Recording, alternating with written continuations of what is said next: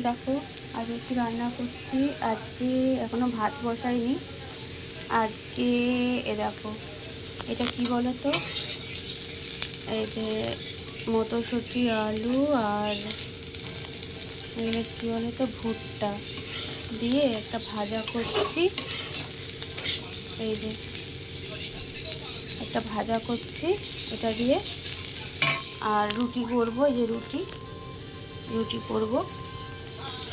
আর কালকের তরকারি তো আছে, আজকে শুধু এই যে এই মাছটা, এই যে আমুদি মাছ ভাজা কিংবা ঝাল করব। দেখি আজকে একটু ঝালই করব আমুদি মাছের, বুঝেছো।